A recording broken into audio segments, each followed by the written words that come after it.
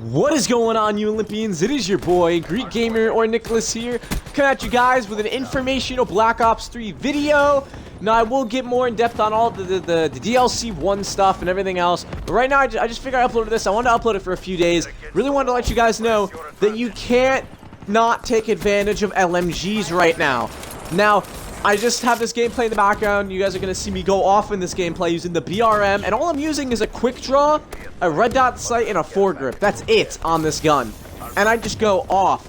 I'm using Battery's War Machine, you know, I get some kills with that, but as you can see here, like, over the course of this entire gameplay and this last clip that I'm going to have at the end, I just go off with this LMG. I think my score for this hardpoint game was 70 some odd kills and 20 something deaths.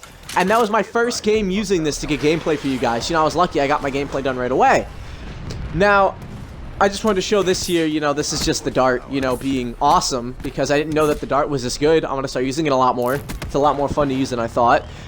But, the BRM, you know, the Dingo, don't use the Gorgon. The Gorgon's stupid. You know, I don't want to express my hate for the Gorgon. I just think it's really stupid how they have the Gorgon, the Dracon, and the Shiva all in the same game. But that's like a topic for a different discussion, you know, etc., etc. But definitely, for the 48 Dredge, you know, the Dingo, the BRM, these guns are actually amazing. And there's no reason why you guys should think lowly of LMGs in this game.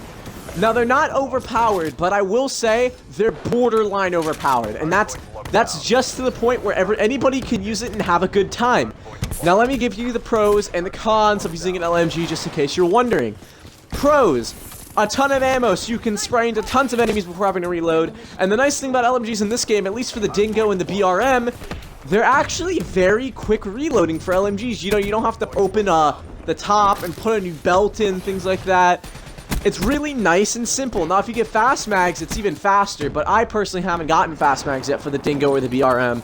But I would imagine that that's way better, and obviously extended mags is always an option for LMGs. But, you know, another pro, these things are actually really high damage, and the BRM and the Dingo surprisingly have really low recoil. Even the Dingo, without a foregrip, actually it's really good on recoil. And, you know, it's up to your decision on what attachments you want to use on it. You're not forced to use an attachment, like you're not forced to use a foregrip on an SMG. You know, you're not forced to use quick draw and stock like an assault rifle. You know, the only thing that you might really think is a crutch thing for an LMG is maybe a recon sight or a red dot sight, maybe a quick draw grip, but those don't even affect the LMGs in this game that much. You know, the quick draw grip, although it does make a good difference, it doesn't really change the ADS time that much. But I still run it because it's a plus, it's a buff, you know. But, to get back into the stats here, you know, another pro with these guns, not only are they high damage, low recoil, not that bad on reload time, and you can kill tons of enemies. The last pro that I want to talk about is I know this is a bit of a, not a gripe, what's the opposite of a gripe? I can't put my tongue on it, but you guys know what I'm talking about. A good little thing about these guns is the LMG sounds so good in this game.